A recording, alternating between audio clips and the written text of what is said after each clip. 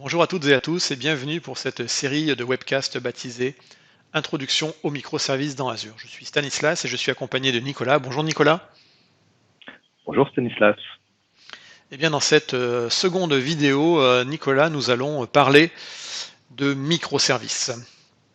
Mais Exactement. finalement, quand on parle de microservices, après avoir parlé de DevOps et de cloud dans la vidéo numéro 1, on n'a toujours pas introduit la notion, la définition de ce que c'est qu'un microservice. Alors Nicolas, c'est quoi un microservice? Alors, il y a pas mal de définitions des microservices. Et donc, j'en ai pris une de Mark Rusinovich. Voilà, il a écrit un article sur les microservices pour les définir un petit peu plus, de manière un petit peu plus claire. Donc, pour lui, les microservices, c'est une manière de découper une application monolithique en plusieurs petites pièces, donc en plusieurs petits bouts de développement indépendants, de manière à ce que les équipes de développement puissent travailler de manière indépendante et faire des releases également de manière indépendante. Donc, en fait, on a découpé une application assez large en différents éléments pour avoir une autonomie en termes de développement et de déploiement. D'accord, donc finalement, dans la terminologie qu'on va beaucoup trouver dans l'industrie, c'est effectivement cette notion de monolithe, cette application, on va dire historique, qui est constituée, c'est pas facile à dire, d'un seul bloc. Et ce bloc, en fait, était bien jusqu'au moment où on a voulu pousser, entre guillemets, l'application pour pouvoir servir plus d'utilisateurs, avoir plus de puissance et plus de disponibilité. Et c'est là que finalement le bas commence à blesser, hein. C'est-à-dire que quand on parlait dans la vidéo numéro 1 des applications cloud natives, n'oublions pas qu'une application cloud native a deux propriétés, hein. Elle est hautement disponible et elle est capable de monter en charge sans reprendre de manière pousser l'architecture sans avoir à redéfinir une nouvelle architecture. Et donc finalement, là on arrive à la limite du monolithe, c'est dès qu'on veut trop grossir ou vouloir avoir cette très haute disponibilité, le monolithe n'est plus adapté. De la même façon, on a parlé dans la première vidéo de créer des équipes dédiées à des produits ou à des services, et des petites équipes qui doivent travailler en mode agile et en mode DevOps. Ça ne peut pas marcher sur une énorme application, on est bien d'accord là-dessus. Donc il faut casser ce fameux monolithe et donc le transformer en petit service qui du coup sera plus petit, plus facilement maintenable, qui aura sa propre élasticité et sa propre montée à l'échelle indépendante, qui va avoir sa propre disponibilité, et du coup qui sera géré par ces fameuses petites équipes de DevOps. Alors, du coup, on va avoir effectivement, on est aujourd'hui dans ces phases de transition chez beaucoup d'éditeurs ou beaucoup de solutions, de la transformation d'un monolithe en microservice. Donc un exemple simple ici, qui date, on va dire, dans le début des années 2000, une application de e-commerce, 2000-2005, une application de e-commerce, c'était souvent un monolithe, et c'était un gros projet dans lequel effectivement, on mettait tout dans la même application, toutes les fonctionnalités du site de commerce, que ce soit la recherche, le panier d'achat, le paiement, les recommandations, etc. Et donc tout ça, après on le faisait tourner sur des serveurs ou des machines virtuelles.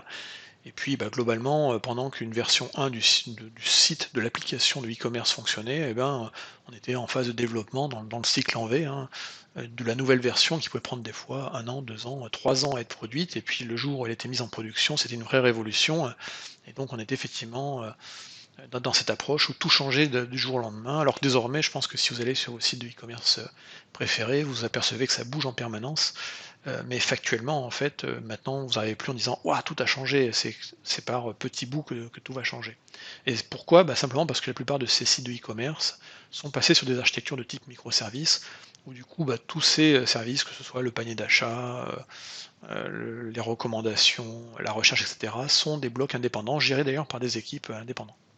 Donc un autre exemple au-delà des sites de e-commerce, c'est par exemple, prenons une application mobile assez classique comme Uber. Donc l'application de VTC à l'origine, bah, effectivement, c'était, ben, elle a commencé petite, et donc c'était un seul bloc, un seul monolithe en fait, sur lequel tout le monde se connectait avec différentes interfaces, différents adaptateurs. Euh, et donc qu'on soit l'utilisateur final, le client, ou qu'on soit le constructeur, ou qu'on soit des tierces ou des partenaires, finalement tout le monde était greffé sur le même bloc, pouvait évoluer difficilement. Par la suite, bah, les équipes d'Uber rapidement, pour pouvoir justement avoir cette capacité à monter à l'échelle facilement sans reprendre l'architecture constamment, et puis également d'assurer une haute disponibilité de l'application, parce que c'est finalement ça qui garantit également le succès de l'application. Et bien ils ont commencé à découper finalement leur gros monolithe en plein de petits microservices, donc un dédié par exemple à l'interface utilisateur pour les clients finaux, un dédié à l'interface pour les conducteurs, un géré pour la partie paiement, un pour les factures par exemple, un pour la gestion des trajets, etc. etc. Là encore, j'ai repris ces schémas d'articles assez classiques, assez connus sur l'architecture de Uber, donc n'hésitez pas à faire une recherche dans votre moteur de recherche préféré sur Uber microservices architecture et vous retrouverez ces schémas-là. Mais c'est un exemple en fait pour juste montrer comment on peut découper. Effectivement, quand on voit ça, Nicolas, du coup, on se dit, ben ouais, en fait, c'est ça la réponse, c'est ça la Ouais, ça a solution, l'air c'est de simple, en découper. fait, ça a l'air assez propre, ça a l'air assez bien découpé. Puis ça n'a pas l'air très Maintenant, on va compliqué regarder ce que finalement. ça donne. Ouais, Oui, on va regarder ce que ça donne de manière un peu plus poussée quand on a beaucoup de microservices. Et ici, on a repris des exemples d'architecture avec beaucoup de microservices. Donc, on a par exemple Netflix et Twitter avec plus de 500 microservices. Et on voit finalement que le schéma est beaucoup plus complexe que ton slide précédent. Donc, énormément plus de microservices, beaucoup plus d'interconnexions également entre les différents services. Et là, on va retrouver dans certaines mesures certains patterns des monolithes. Donc, il va falloir faire un petit peu attention également à l'architecture et à l'interdépendance entre ces différents microservices.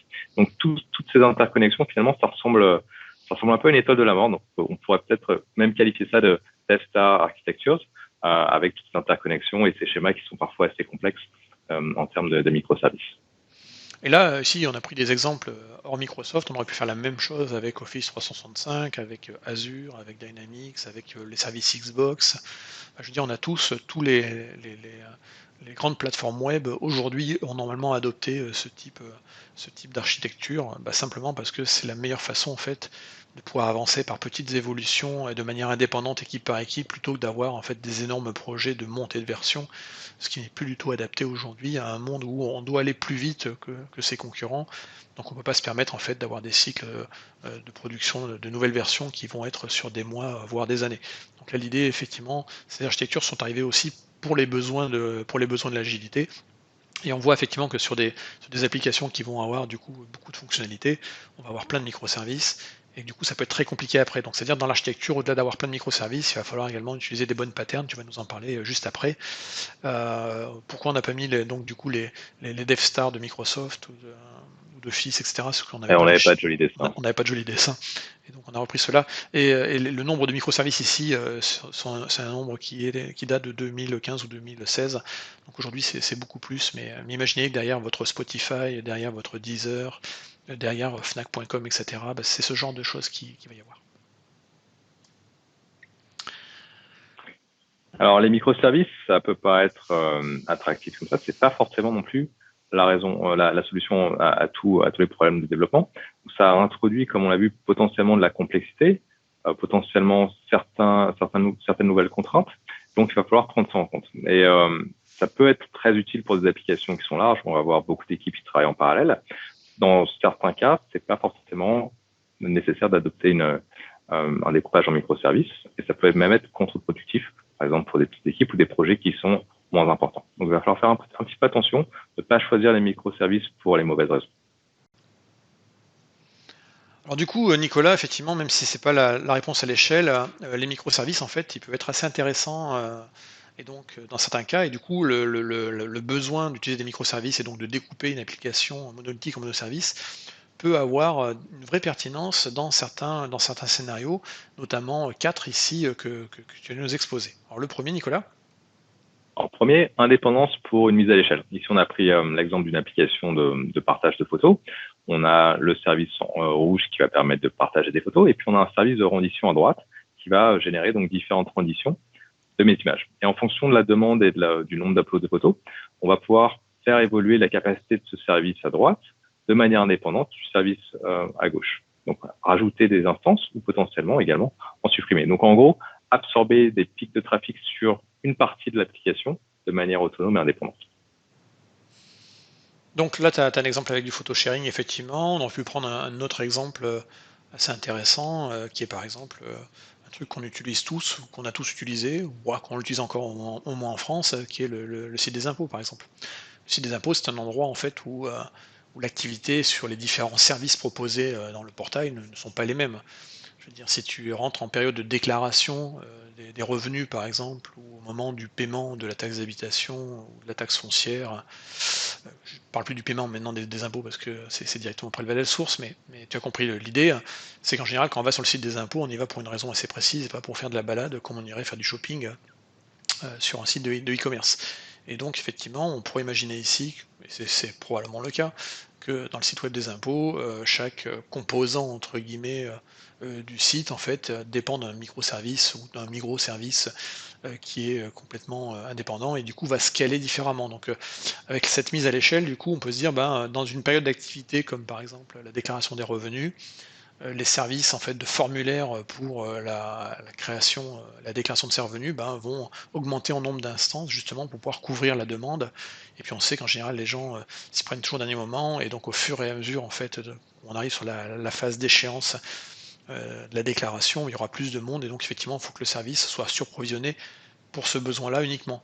Il y a des grandes chances qu'effectivement la partie on va dire du microservice qui est par exemple pour faire le paiement de la taxe foncière, bah, il ne sera pas utilisé à la même époque. Donc du coup, il peut être réduit à son minimum, alors qu'à côté, effectivement, faire grossir. Alors, je ne sais pas après, pour toi à Singapour, comment ça se passe pour les impôts, Nicolas? Ouais, c'est un petit peu plus simple, donc pas forcément besoin de microservices pour ça. D'accord. Vous n'avez pas d'impôts là-bas. Autre raison de découper une application microservice. Alors, utilisation de technologies différentes. Donc, on va reprendre l'exemple de cette application de partage de photos et non plus les infos. Donc, on peut avoir, par exemple, le front-end qui va être développé dans cette technologie et puis un autre service derrière, le thumbnail service, qui va utiliser une deuxième technologie. Donc, on va pouvoir ici choisir ses propres technos. Les équipes vont avoir plus d'autonomie, vont pouvoir choisir les bons outils par rapport aux besoins. Et donc, si on prend le partage de photos ou si on prend un site web, ça peut être légitime de le développer en Node.js. Si on a de l'autre côté du machine learning ou un modèle de recommandation, potentiellement on va utiliser d'autres technologies ou même également d'autres bases de données. C'est également une manière assez intéressante qui permet de régler des problèmes de recrutement. Aujourd'hui, on a des problèmes de compétences dans tel ou tel sujet. Effectivement, au-delà du choix de choisir une techno parce qu'elle est meilleure qu'une autre par rapport à un besoin donné, ça peut être également la capacité d'embarquer dans des projets des équipes qui à l'origine n'étaient pas prévues pour ce type de projet, mais qui ont des compétences dans des langages qui sont assez intéressantes et qu'on peut éventuellement leur donner le choix et cette liberté, là encore sous la responsabilité de la gestion de chacun de leurs microservices, hein, you built it, you run it, comme on disait dans la vidéo numéro 1, mais c'est une façon également de pouvoir combiner et de régler des problèmes, on va dire, plus RH ou de recrutement, au-delà de la partie purement techno. Raison numéro 3, donc faire évoluer des applications à leur rythme, en tout cas des sous-parties de l'application. Donc on pourrait introduire ici, en plus du partage de photos, on pourrait introduire le partage de vidéos. Et on va pouvoir ici faire évoluer chaque partie de l'application de manière indépendante. Donc par exemple, imaginons que le thumbnail service souhaite passer en version 2. On va pouvoir ici mettre à jour cette partie de l'application tout en assurant la rétrocompatibilité. Si le photo service ou le vidéo service ont des dépendances dessus, de manière ici à pouvoir avancer à notre rythme. Chaque équipe va pouvoir faire des releases sans attendre forcément que les autres personnes aient terminé leur implémentation. Alors là, par contre, il Alors y a vraiment un point important, important. la partie rétrocompatibilité, ouais. Ouais, la rétrocompatibilité, là, si effectivement le service, il y a deux services qui dépendent d'un troisième service qui est le rendition ici, le FunnMail. Ça veut dire que si cette équipe fait évoluer en V2, elle doit du coup, dans son code, bien être sûre que la compatibilité, la rétrocompatibilité est maintenue. Ouais, t'as raison. Donc c'est une contrainte supplémentaire. Donc il y a plusieurs solutions. Donc, Stan, tu peux peut-être nous citer l'exemple de Spotify. Oui, alors dans les solutions, effectivement, c'est soit en option numéro 1, soit effectivement dans le code de la nouvelle version du service, il faut inclure toute la rétrocompatibilité. Ce qui veut dire que si le service évolue souvent, ça va peut-être être un peu lourd en termes de gestion derrière. Une autre approche qui était notamment retenue par Spotify, c'est en fait, chaque fois qu'il y a un nouveau service, par exemple, alors, ici ce serait FunMail, dès qu'il y a un nouveau service, une nouvelle version qui arrive, en fait, les anciennes versions restent toujours disponibles. Alors pourquoi ils ont fait ça? En fait, Spotify a des API, ils sont en concurrence avec Apple Music, avec Google, avec Amazon Music, avec Deezer, et globalement, ils sont obligés faire évoluer en permanence leurs fonctionnalités, donc leurs API. Néanmoins, dans les clients qui sont classiques à Spotify, on a des clients qui sont du matériel, des enceintes connectées, et là encore, en fonction des fabricants d'enceintes, on va pas forcément avoir un énorme suivi du côté du client, c'est-à-dire de l'enceinte qui va consommer les fonctionnalités de l'API fournie. Donc effectivement, option numéro un, c'était de faire de la rétrocompatibilité, hein, mais du coup, c'est un petit peu lourd parce que du coup, bah, voilà, faut pas à un moment, casser un truc et que des gens se retrouvent avec des enceintes qui peuvent plus se connecter à Spotify et du coup, mauvaise expérience, et donc pas forcément, reconduction de l'abonnement par la suite. Donc certains, fournisseurs d'enceintes connectées, jouent très bien le jeu et effectivement fournissent des mises à jour assez régulières de leur code côté enceinte, côté client. C'est pas le cas pour toutes, donc du coup, ce que fait Spotify, c'est que chaque fois qu'il y a une nouvelle version de leur service API, ils gardent en fait, ils laissent tourner en fait les anciennes versions, ce qui permet aux anciennes enceintes de se connecter toujours et d'avoir les fonctionnalités, pas les nouvelles fonctionnalités, mais au moins, les basiques, qui fonctionnent. Et puis en fait, ils vont simplement Spotify surveiller en fait le nombre de connexions, la télémétrie, sur les anciennes instances, les anciennes versions, de l'API.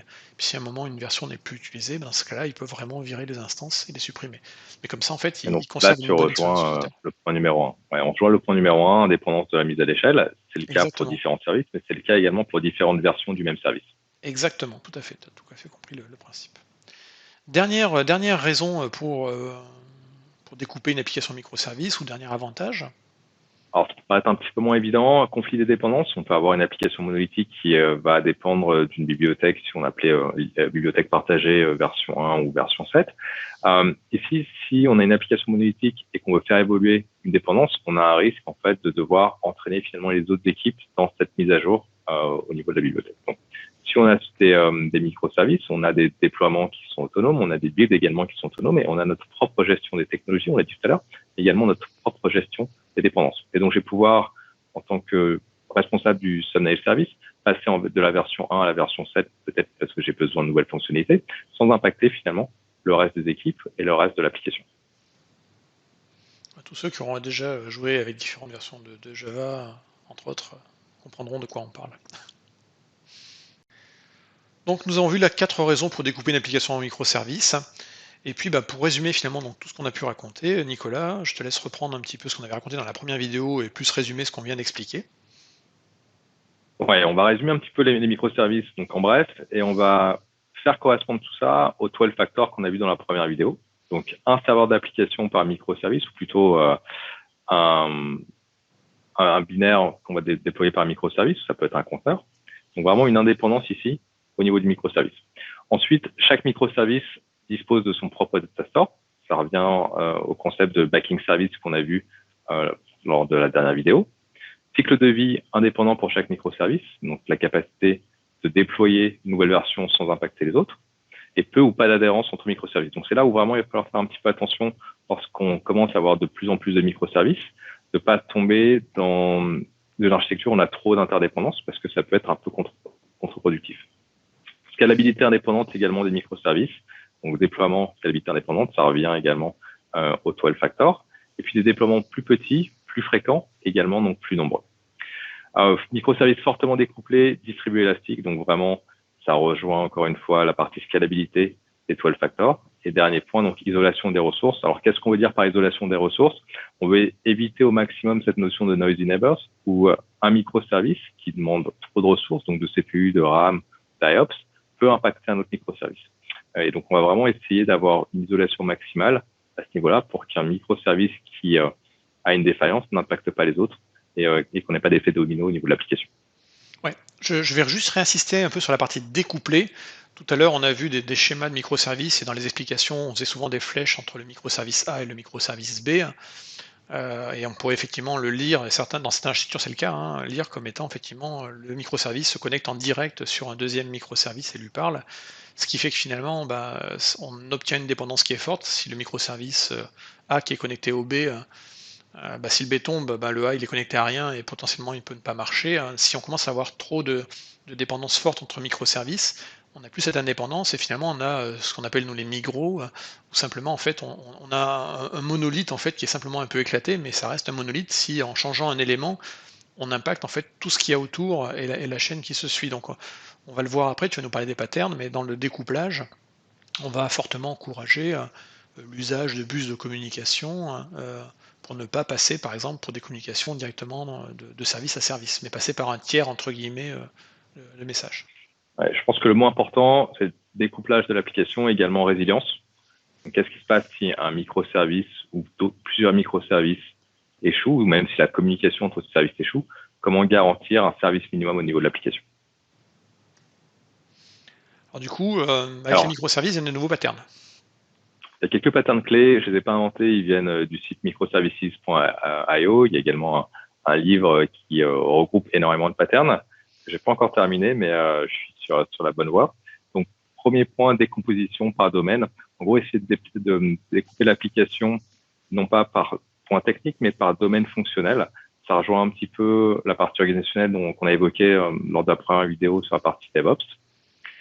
Base de données par service. Donc là, encore une fois, on veut éviter d'avoir trop de dépendance entre les microservices. On va pouvoir faire évoluer les données et le schéma des données par service. Et donc, on va vouloir avoir une indépendance. Donc, ça ne veut pas dire forcément une licence de base de données par service. Ça veut dire une table ou une base. Ça peut dépendre en fait de la taille du service ou la taille des données qu'on va stocker.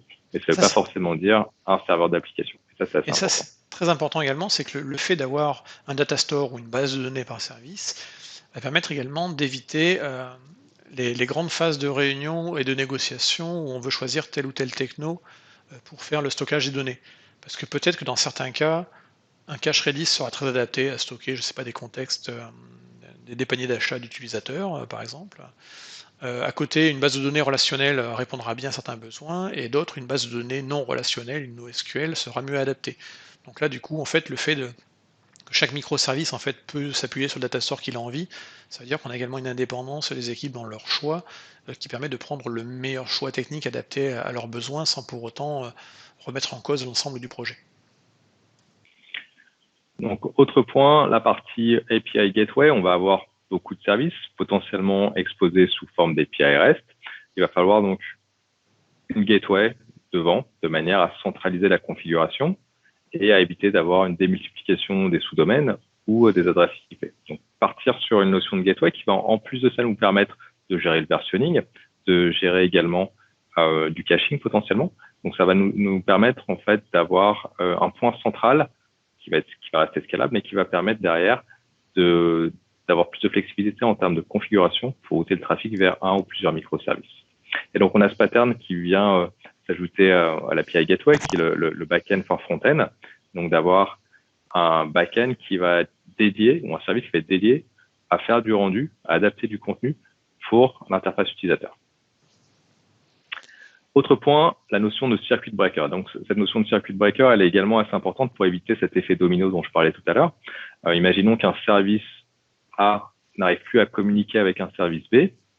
Il faut éviter en fait cet effet boule de neige et donc pouvoir récupérer sur le but, c'est pas d'appeler une fois, 10 fois, 100 fois en continu le service B si on n'arrive pas à le joindre. Il vaut mieux en fait mettre en place une notion de circuit breaker, faire une pause en termes d'appel pendant 10 secondes, 30 secondes, voire une minute, de manière à éviter en fait une surcharge des autres services.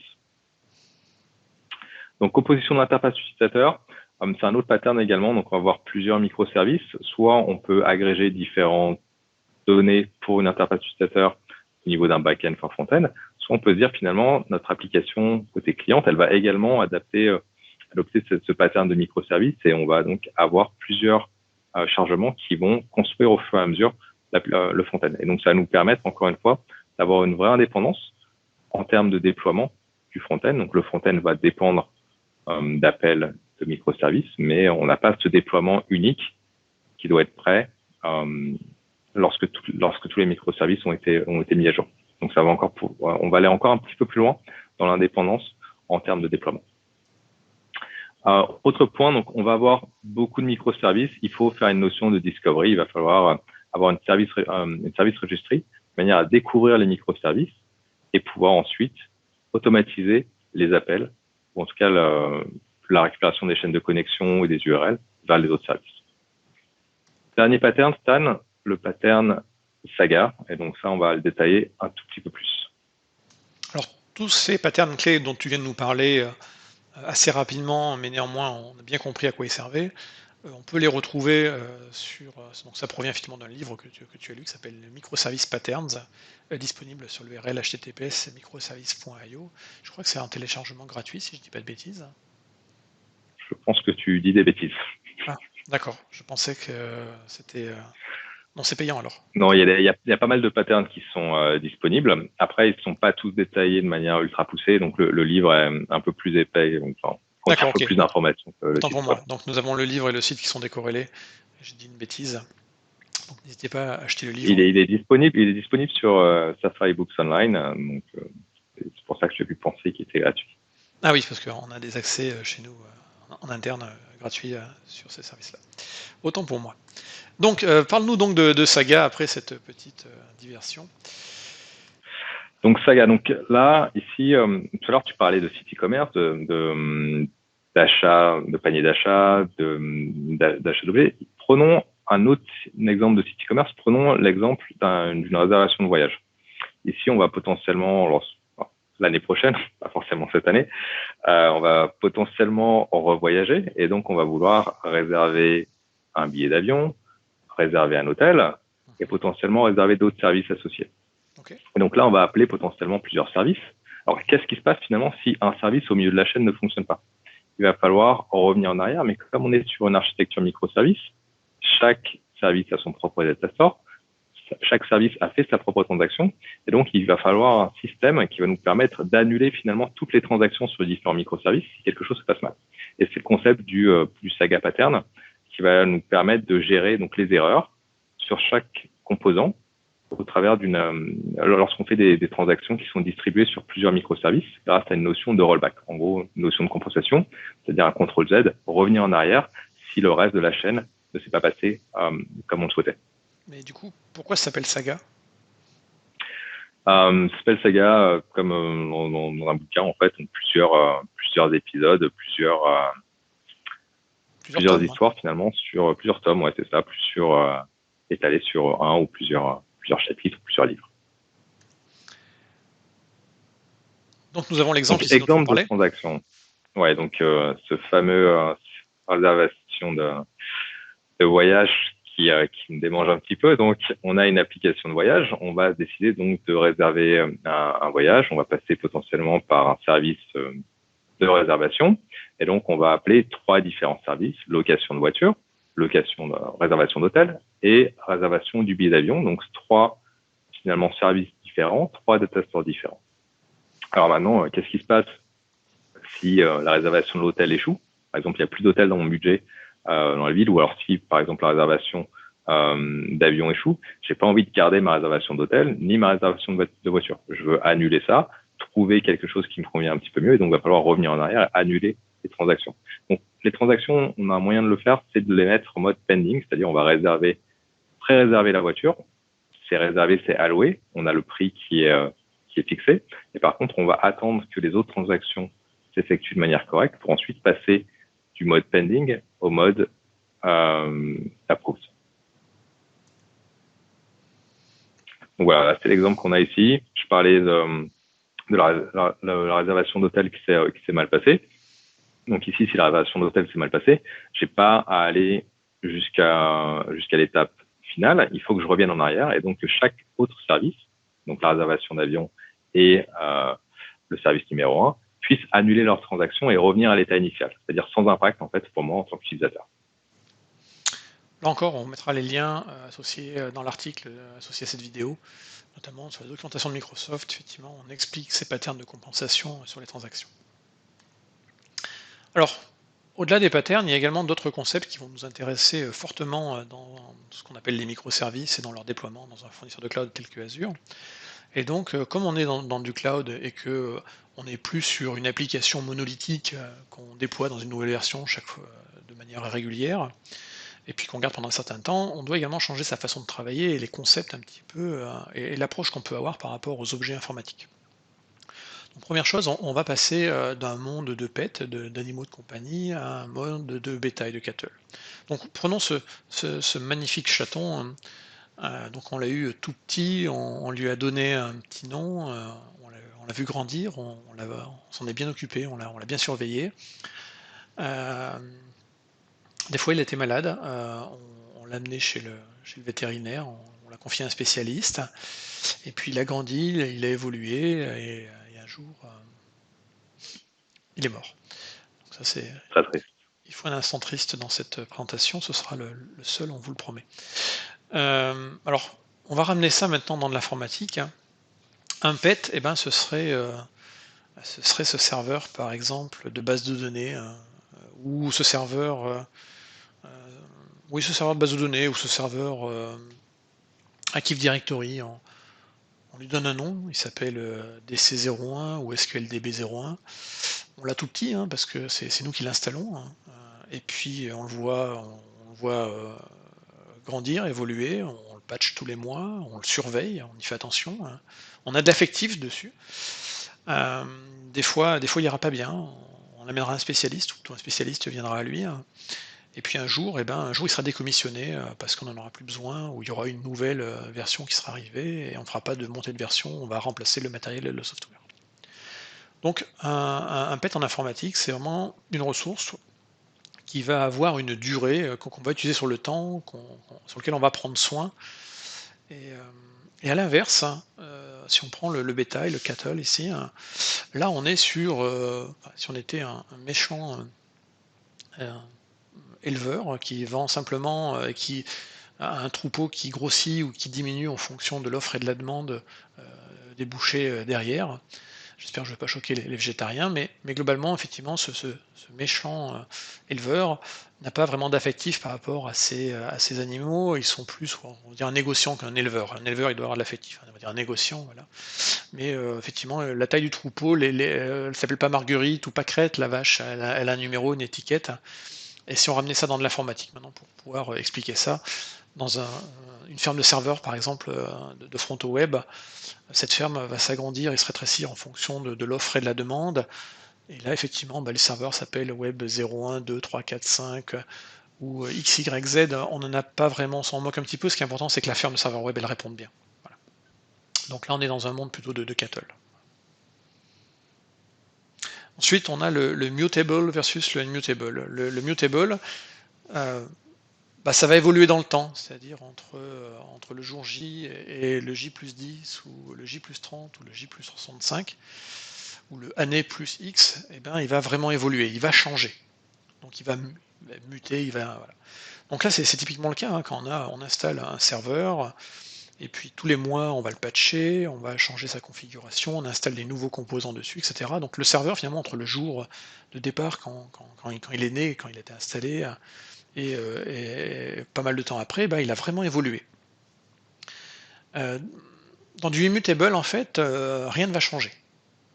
Donc Tom Cruise, hein, Top Gun, 80, non 80-90, les années 80-90, Top Gun. Ouais, Top Gun c'est plus vieux Maverick, même. qui va arriver en 2021. Il n'a pas beaucoup changé, Tom Cruise. Et ben finalement, si on reprend une application, là encore, si on a une version de l'application frontale qui va bouger, en fait, on va pas la faire évoluer sur place dans le serveur, on va pas faire des mises à jour, on va simplement enlever une nouvelle version et réinstancier une nouvelle. Et donc, en fait, on ne change jamais, on prend quelque chose, on le réinstalle avec la nouvelle version, et on ne fait pas évoluer des choses. Voilà, c'est la grande différence entre du mutable et du unmutable. Ensuite, on a la notion de fraying versus baking. Mettons que donc le fraying, en fait, j'ai faim. J'ai un aliment brut.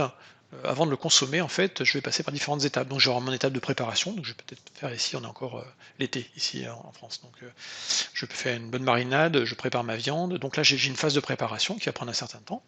Et puis, avant de pouvoir manger ma viande, avant de la consommer, il me restera une étape ultime qui consistera effectivement, une dernière étape qui consistera à la passer au barbecue.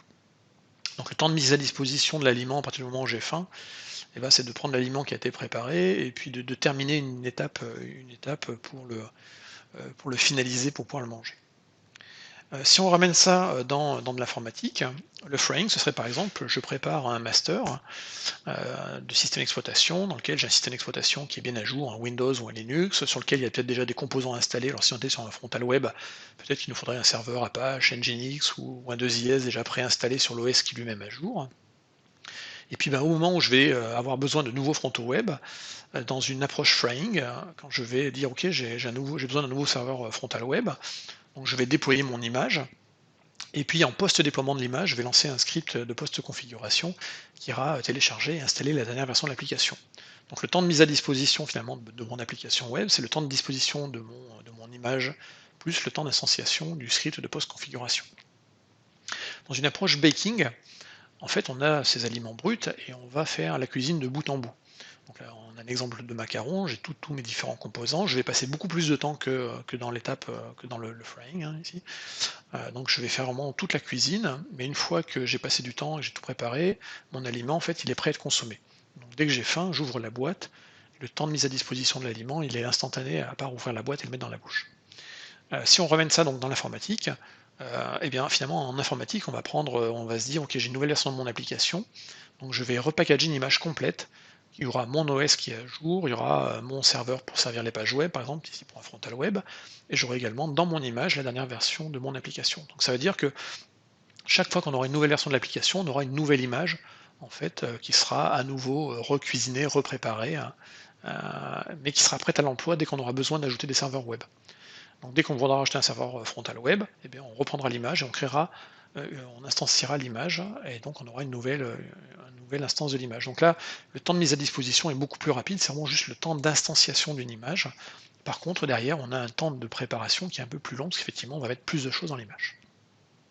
Et encore une fois, ça reprend quelques concepts donc des 12 factors, donc démarrage rapide par exemple, d'une application. Exactement. Dernier élément, Nicolas? Dernier élément, donc impératif versus déclaratif. Donc ici, on va prendre l'exemple d'une bibliothèque. Donc personnellement, moi, je viens d'emménager. Je crois que c'est également le cas pour toi, Stanislas. Donc, imaginons qu'on veuille une bibliothèque. Donc, il y a deux options de le faire. Soit on va chez Ikea, on va prendre cette magnifique bibliothèque Billy, puis on va suivre les différentes instructions pour l'installer. Donc, on va suivre des étapes qui sont qui vont nous permettre d'assembler la bibliothèque, mais ensuite qui vont potentiellement nous empêcher de revenir en arrière. Donc, ça va être compliqué en fait de revenir à l'état initial une fois qu'on a déjà assemblé ces bibliothèques.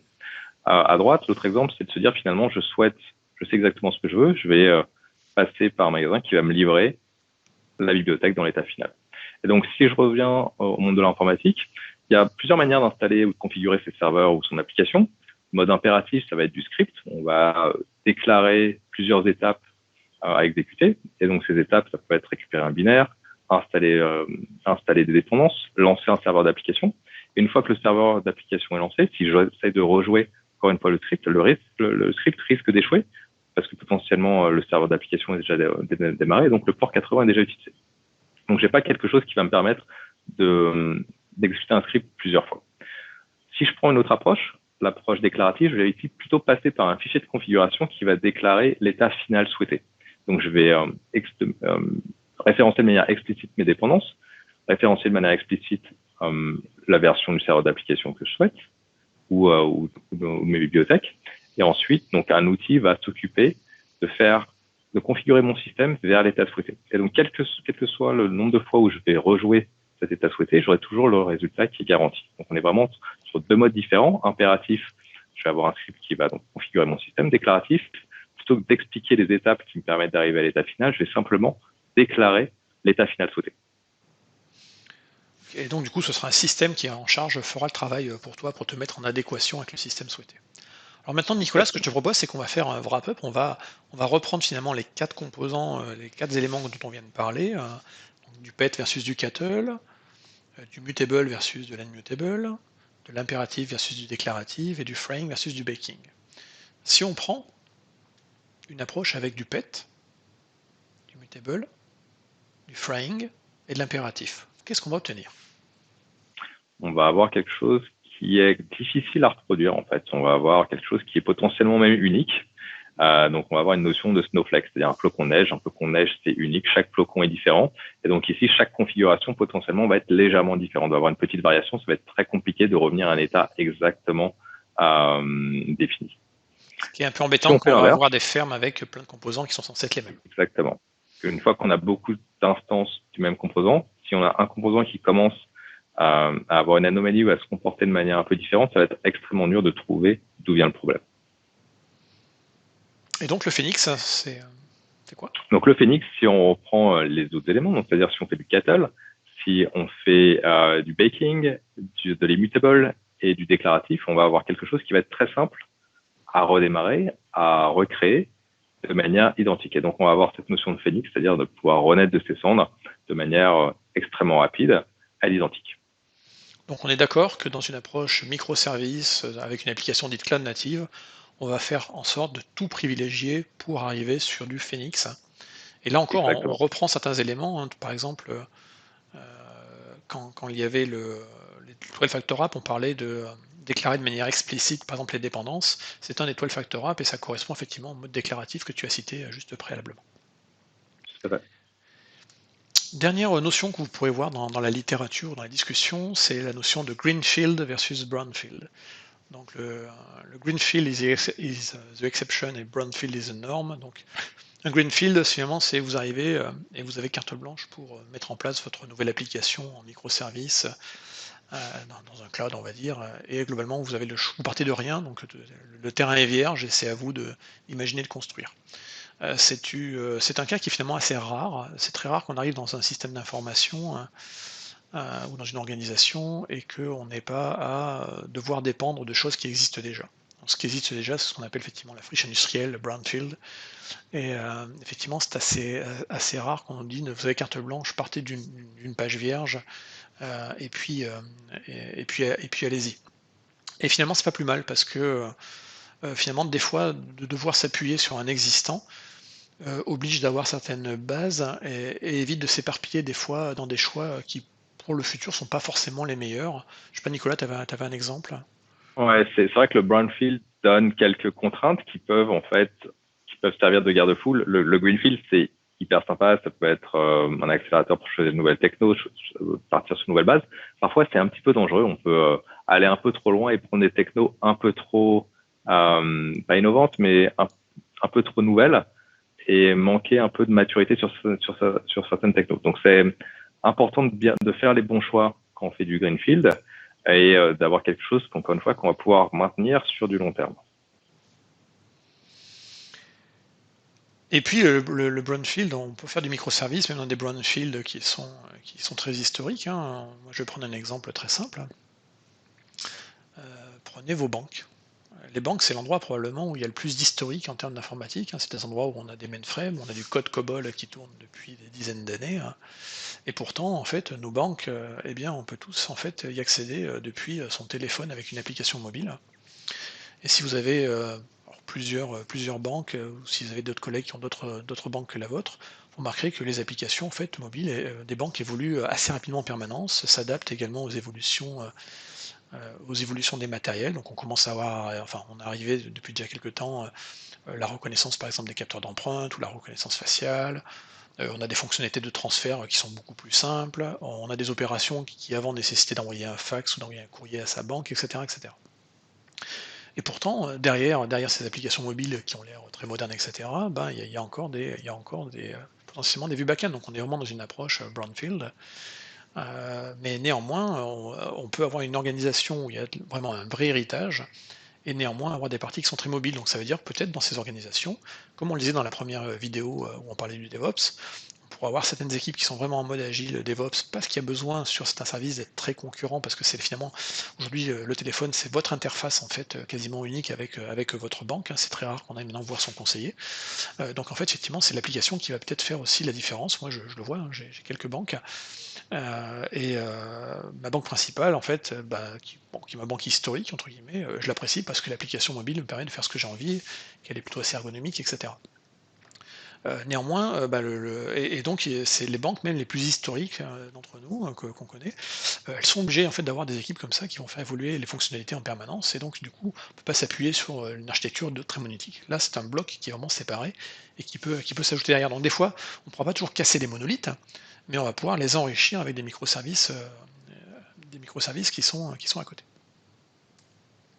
Alors, du coup, ce qu'on va faire ici, dans la fin de cette vidéo, c'est de vous présenter un exemple d'application découpée en microservices qui nous servira plus tard dans les prochaines vidéos, qui est un exemple public qui est sur un GitHub, et donc qui peut vous servir pour pour appréhender un peu plus de manière dans le détail ce sujet. Alors Nicolas, vas-y, je te laisse détailler. Et donc, on a cette application e-commerce. Donc, tout à l'heure, tu parlais d'exemple de microservices en e-commerce. C'est exactement ce qu'a essayé de faire l'équipe eShop on Containers. On a une application, un site web qui peut paraître assez simple, mais derrière, qui est composé de plusieurs microservices. Alors, si on regarde tout en haut à droite, on a la partie login. Donc, on va avoir un microservice qui va nous permettre de faire l'authentification avec son propre data store, encore une fois. Juste en dessous, on a une bannière, c'est un service qui s'appelle le service advertising, qui va nous permettre de faire de la personnalisation en fonction des préférences de l'utilisateur. Puis juste en dessous, on a donc le catalogue produit, donc la liste des éléments qui va nous permettre de stocker les informations produits, stocker les images qui sont associées. Et ensuite, on a une notion de panier d'achat, donc on va pouvoir ajouter des éléments au panier d'achat. Et dernier point, une fois qu'on a ajouté un ou plusieurs éléments, on va passer à la partie processing, donc paiement de l'achat et fulfillment de l'achat. Donc plusieurs microservices qui vont être orchestrés et qui vont être, encore une fois, pouvoir être déployés de manière indépendante sur une plateforme de conteneurs. On en parlera dans la prochaine vidéo. Donc voyons un petit peu l'architecture.